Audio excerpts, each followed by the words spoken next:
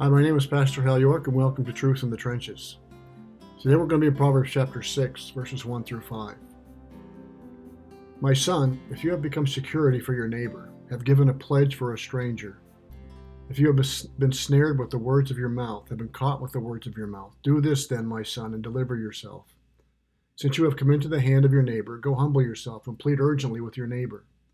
Give no sleep to your eyes, nor slumber to your eyelids. Deliver yourself like a gazelle from the hunter's hand, and like a bird from the hand of the fowler. Now, we've all been told since we were kids what to do if we should find ourselves on fire. Stop, drop, and roll. Well, the verse before us today are kind of like a stop, drop, and roll, but not if you find yourself to be on fire, but if you become a surety or a security for your neighbor. A surety in our day would be the equivalent of co-signing a loan for a stranger, or even a neighbor in this case. It seems innocent enough, but the urgency to get ourselves out of such a situation would indicate it is fraught with danger. Listen to some of these other verses in Proverbs that speak to the same issue. Proverbs 11:15. Whoever puts up security for a stranger will surely suffer harm. But he who hates striking hands in pledge is secure. Proverbs 17:18. One who lacks sense gives a pledge and puts up security in the presence of his neighbor. Proverbs 20:16. Take a man's garment when he has put up security for a stranger, and hold it in pledge when he puts up security for foreigners. Proverbs 22:26. Be not one of those who give pledges, who put up security for debts. In Proverbs 27:13.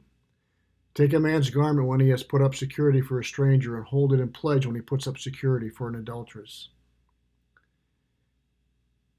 Proverbs 6 calls it the equivalent of being caught, snared. And he says you need to make every effort possible to deliver yourselves from such an arrangement.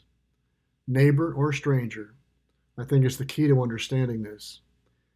The problem is what you've done is agreed to make a good on a loan if someone is unable to make the payment, or you put up your house or something as collateral for their loan. And this may seem harmless, but think about it. You don't know this person. Are they lazy? Are they foolish? Are they trustworthy? You've placed the security of your family in the hands of this person. Your hard work, your faithfulness to provide for your family are now in the hands of this person you know little or nothing about. It's a very unhealthy and dangerous agreement you've entered into. And you need to get out. Not in the morning, not when you get around to it, not soon, but now.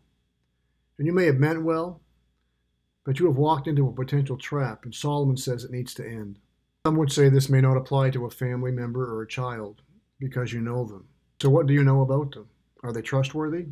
Or are they lazy? Have they shown themselves to be responsible when it comes to money? What about their work ethic? Can they keep a job?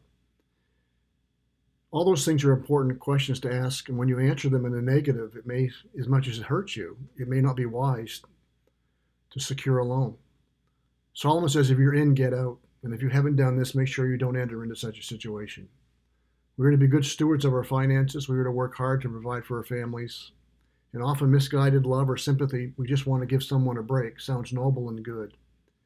But I think the world in which we live, where banks seem eager to loan money and people want to have instant gratification, they don't want to work and wait and save up to provide nice things. They don't want it all now.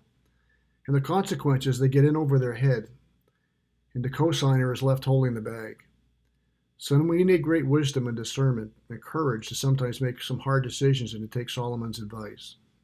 Avoid such arrangements that can come back not just to bite you, but to devour you.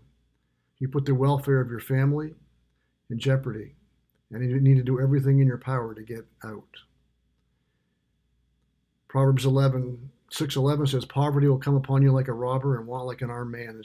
It says, go to the ant, and he may be talking about not being lazy and doing this. Do it now.